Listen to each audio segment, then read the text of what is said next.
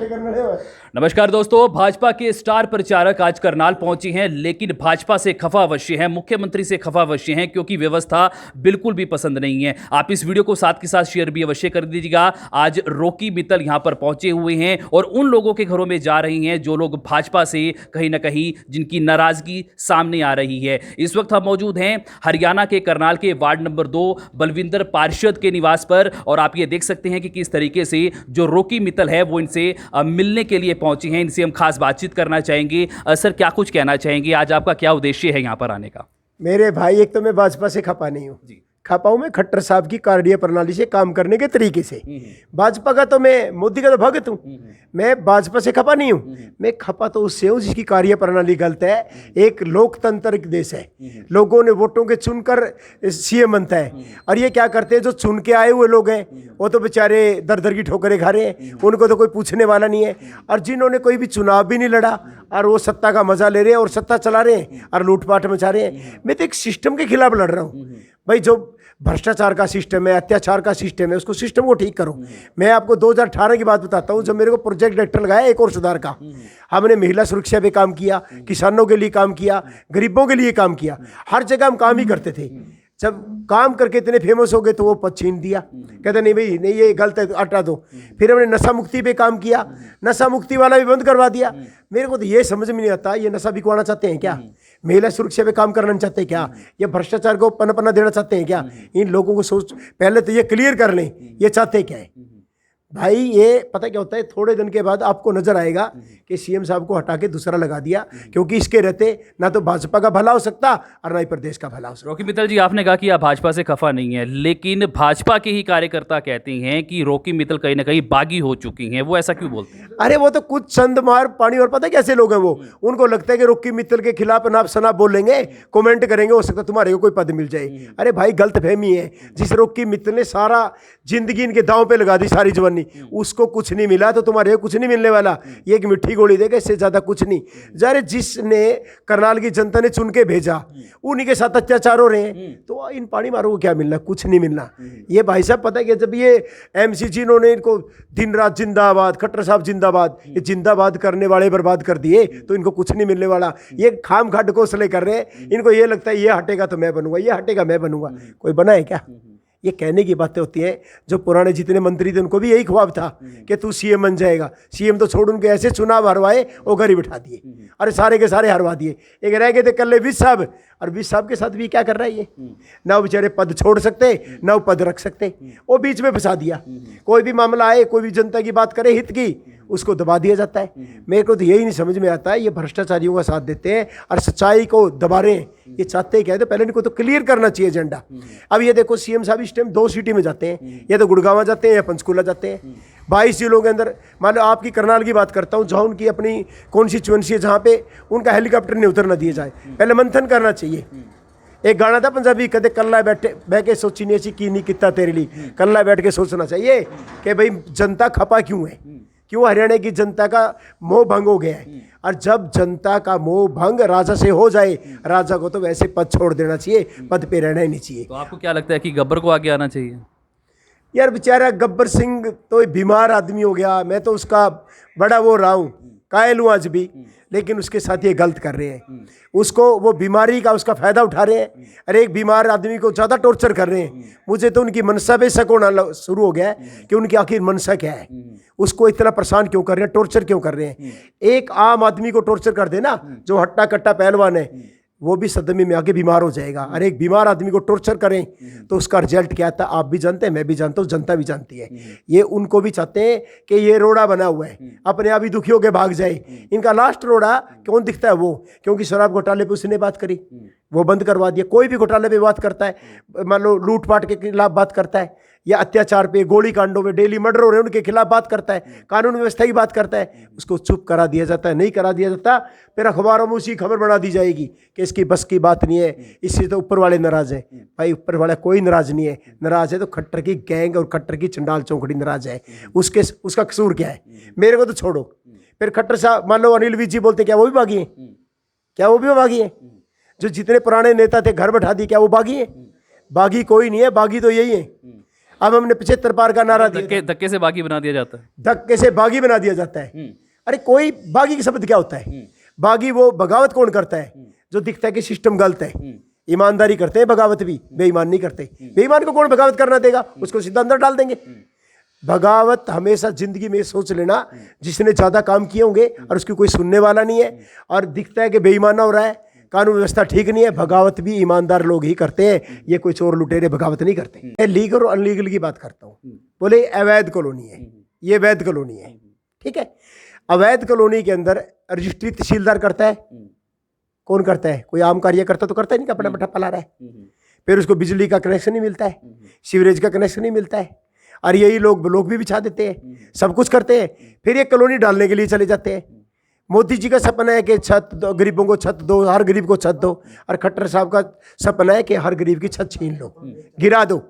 यार ये दोगली नीति नहीं होनी चाहिए। यही तो रजिस्ट्रियाँ करते हैं, यही कॉलोनी कटवाते हैं और यही गिराने पहुंच जाते हैं। मेरे को तो समझ में नहीं आया कि लीगल क्या है अनलीगल क्या है। जब बिल्डिंग शुरू होती है बनने के लिए तब ये कहाँ चले जाते हैं? जब लेंटर पड़ जाता है और वहाँ लोग बैठना शुरू कर देते हैं तो फिर वो अनलीगल हो जाता है, अवैध हो जाता है। इसका मतलब ये है कि उनके पास पैसा नहीं पहुंचे जिन्होंने गिराना था। यदि पहुंच जाते हैं तो उनका नहीं गिरता, और जिनके पैसे नहीं पहुंचे तो उनका गिरा दिया जाता है। तो आज आप बलविंदर जी के यहाँ पर पहुंचे हैं, और किन किन लोगों के आप यहाँ पर जाने वाले हैं? मैं तो सारे भाजपा वालों के पास जाऊंगा। अभी मैं सतीश राणा जी के पास भी जाऊंगा। एक हमारे जुनेद जज, उनका होटल ही गिरा दिया। मुझे तो यही समझ में नहीं आ रहा है कि चाह क्या रहा है। कोई रोजी रोटी कमाए उसको नहीं कमाने देगा। नौकरी मेरिट पे होगी, ऑनलाइन बदली होगी। यदि कोई काम धंधे हैं उनको भी जीने नहीं देगा। मुझे तो यही समझ में नहीं आता कि हमें क्यों इतना ऐसे, खट्टर साहब तो ऐसे बर्ताव कर रहे हैं कार्यकर्ताओं के साथ जैसे विपक्ष से इसने सुपारी ले ली हो कि बीजेपी को बर्बाद करना है। ऐसे बिहेव कर रहे हैं कि बीजेपी को तो बिल्कुल ठंडे बस्ते में डाल के जाऊंगा मैं जाऊंगा, लेकिन रहने बीजेपी को भी दूंगा। इसका तो ये काम है। और मैं कहता हूं कि तरस करो मेरे हरियाणा पे, तरस करो हमारी भाजपा पे, छोड़ दो ये सारे काम और कम से कम कार्यकर्ताओं की सुध बुध ले लो। और यदि ठोकना है, गिराना है तो भ्रष्टाचारियों को गिराओ।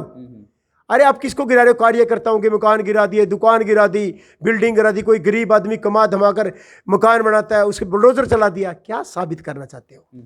यदि गिराना है तो भ्रष्टाचार को गिराओ, अत्याचार को कराओ। जो कानून व्यवस्था गिर रही है उसको ठीक करो। वो चीज़ें ठीक करने की है, ये अपने आदमी पर अत्याचार करने की जरूरत नहीं है जी। तो ये हमारे साथ जुड़े हुए थे रॉकी मित्तल और पार्षद वार्ड नंबर 2 के जो पार्षद हैं बलविंदर सिंह, उनसे भी हम बात करना चाहेंगे। सर क्या कुछ कहना चाहेंगे? आज रॉकी मित्तल आपके यहाँ पर पहुँचे हैं, इस विषय में क्या कुछ कहना चाहेंगे आप?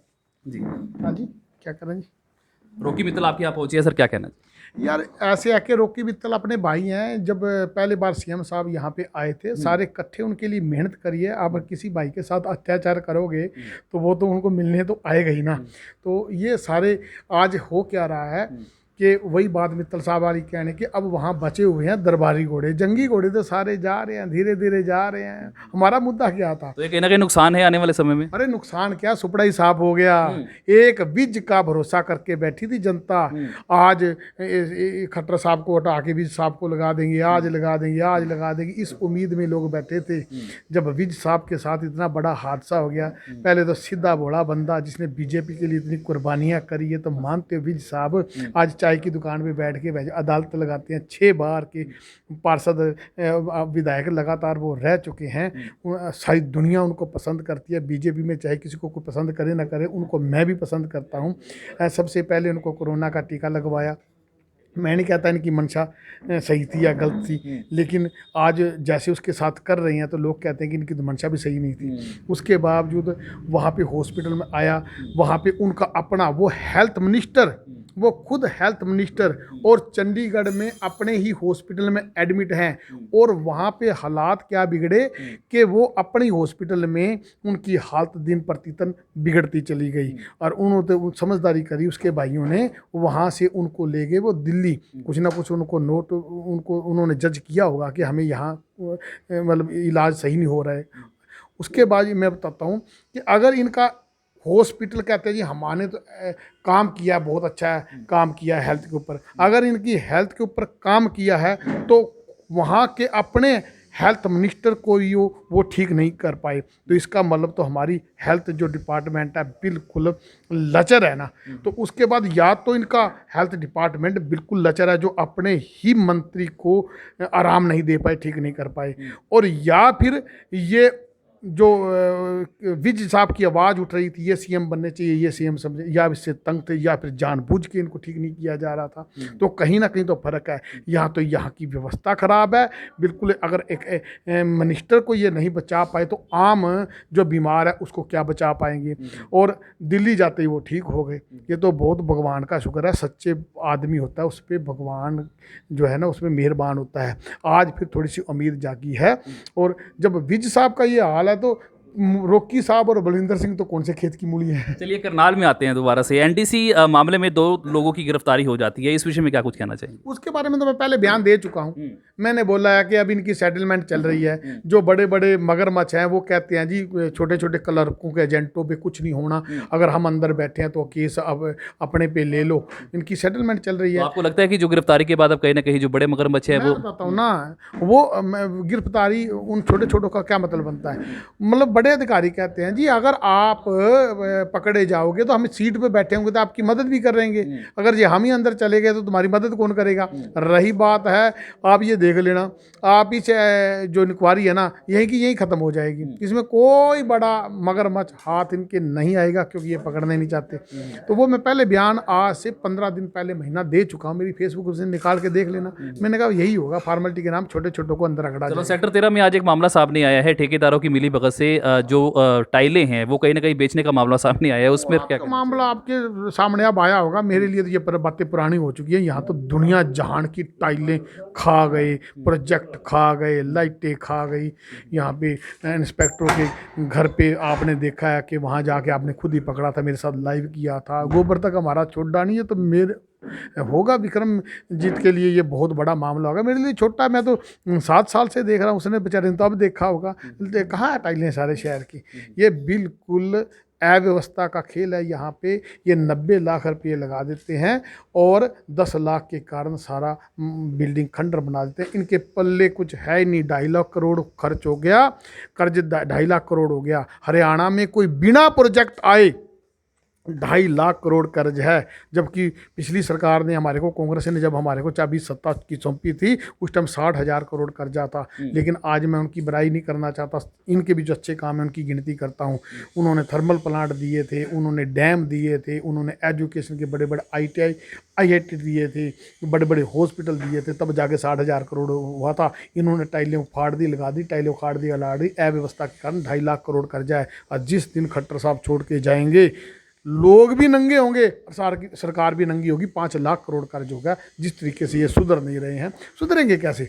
जो नेता इनके चमचे हैं वही इनको गाइड करते हैं। और चमची, जब नेता को ये लग जाएगा तेरे को हर नेता को चमची मारने का इनाम मिल रहा है और हर बंदे को बगावत करने का दुष्परिणाम उसके सामने आ रहे हैं, तो सारे पर चमची मारेंगे। बगावत कौन करेगा? बगावत तो मर्द ही करेगा। और बगावती कोई बुरा थोड़ी होता। बगावत कौन करता है? बगावत कभी दुश्मन नहीं करता, बगावत अपना करता है। और अपना बगावत क्यों करता है? जब उसको बीच में टीम में ले के पता लगता है कि वाकई जिस टीम में मैं रह रहा हूँ इसमें इसका मुखिया भ्रष्टाचारियों को सपोर्ट कर रहा है, तब वो बगावत करता है। बलविंदर जी, आपने 80 करोड़ के काम किए, क्या आपको कभी इनाम 100 करोड़ के काम किए, चलिए 80 या 100 करोड़ के बीच में चलो जितने भी आपने काम किए, क्या आपको कभी किसी ने इनाम दिया? इनाम मिल रहा है ना आपके सामने, इनाम मिल रहा है। जो बंदा इनका है वो तो सही है, काम तो किया। खट्टर साहब को खुश होना चाहिए था। खट्टर साहब को बोलना था एक बच्चा है कम से कम मेरे साथ रहता था, दूसरी बार पार्षद बना है। और खट्टर साहब को ये लगना चाहिए कि खट्टर साहब ने भी जोर लगा लिया, फिर दूसरी बार मैं पार्षद बन गया। और आपको पता मैं अपने वार्ड में वोट भी नहीं मांग पाया था, तो उनको तो खुश होना चाहिए था, ताकि जो किए हुए कामों का मेरे साथ मिलकर क्रेडिट देना चाहिए था। अब मेरे को इन्होंने जो मेरे साथ जो अत्याचार किए हैं, लोग कहते हैं जी ठीक है, एक सच्चे सुच्चे बंदा जो काम करता है उसके साथ अत्याचार कर यार, चमचे इसने साथ लगा रखे हैं, तो मैं चमची क्यों मारूंगा? मैं तो पब्लिक का नेता हूं, मैं इसका नेता थोड़ी हूं बनाया हुआ। चौपाले भी आपने बड़ी शानदार बनाई थी। आप देखो ना, मैंने तो हर चीज़ ऐसी बनाई है। जब मैं आया था, जब मैं वहाँ पे गलियों में जाता था, बेटियों की शादी पे जाता था, टपकते हुए टेंट देखता था। किसी बेटी की शादी एक ही बार होती है ना, जब जाते थे कहते जी क्या हो गया, कहते जी बरसात आ गई, सारा मटेरियल ख़राब हो गया। तब मैंने सोच के उनके लिए मैंने कहा इनका भी दिल करता होगा अमीरों की तरह पैलेसों में शादी होगी तो पैलेस नुमा चौपाले बनाई। जब हमारी बेटियाँ शहर की तरफ जाती थी पढ़ने के लिए, मैंने कहा इनका भी दिल करता है पढ़े, क्योंकि 8वीं तक हमारा स्कूल था। 8वीं तक बेटियों को कोई नॉलेज नहीं होती। मैंने कहा अगर 12वीं का स्कूल बन जाएगा तो बेटियों को नॉलेज हो जाएगा, 12वीं तक यहीं पढ़ लेंगी, उसके बाद तो पापा को समझाने के लायक हो जाती है, पापा हम पढ़ेंगे। तो हमने सीएम साहब से कह के हमने स्कूल बनवाया था 8वीं से 12वीं। फिर हमने कहा हमारी गाँव की बेटियाँ शहर में नहीं जा सकती, क्योंकि वो सिंपल पहरावा पहन के जाती हैं तो शहर वाले मजाक करते हैं कि ये तो देसी आ गए, और अगर वो मॉडर्न पहरावा पहन के जाती है तो गांव वाले मजाक करते हैं ये मॉडर्न होगी। उनके लिए थोड़ा मुश्किल था, इसलिए हमने नगर निगम से स्टेडियम बनाया जो आज खंडर बन रहा है इनकी नीतियों के कारण।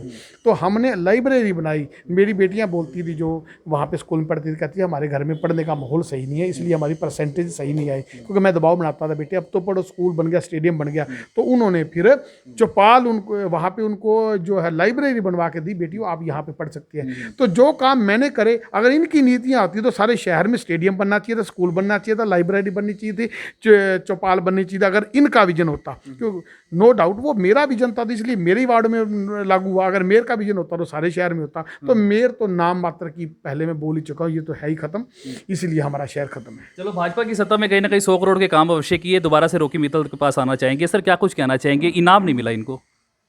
सच्चे आदमी को तो इनाम मिलता ही नहीं है, चापलूसों को मिलता है। भाई साहब ने एक बात बड़ी अच्छी बोली कि भाई जो पानी मारोगे, चापलूसी करोगे तो इनाम मिलेगा, और यदि आप सच्चाई बोलोगे, भ्रष्टाचार के खिलाफ बोलोगे तो आपको सजा मिलेगी। तो फिर कोई भी नहीं बोलेगा सच्चाई, तो कोई मर्द ही बोलेगा, कोई जिसको प्रदेश के प्रति कोई है दिल में, कोई शेर बंदा है तो वही बोलेगा, और उनको फिर सजा ही मिलेगी।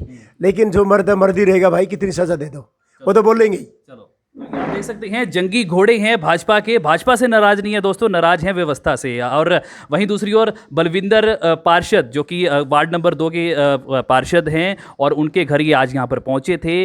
बलविंदर पार्षद नाराज चल रहे हैं, और उनकी नाराज़गी को देखते हुए ये आज इनसे मिलने के लिए आए थे। और भी लोगों से यहाँ पर अवश्य मिला जाएगा, और लोगों के पास भी जो मित्तल साहब हैं वो वहाँ पर जाएंगे। आप इस वीडियो को ज़्यादा से ज़्यादा शेयर अवश्य कर दीजिएगा। अपडेट आपको देते रहेंगे, बने रहेगा कर्नाल 24।